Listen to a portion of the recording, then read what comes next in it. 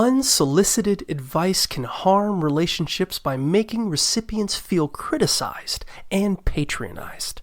Understanding the motivations behind your urge to give unsolicited advice, such as a desire to help, the need to control, or simply your own overconfidence, can be helpful in curbing the habit.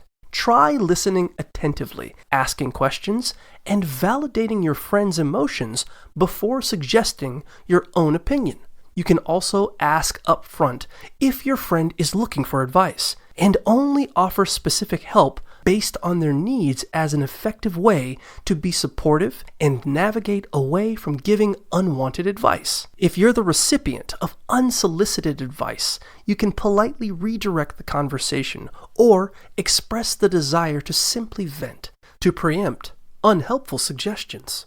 Gently explaining that the advice you were given doesn't align with your goals in a situation can also help to address unwanted advice in a constructive manner.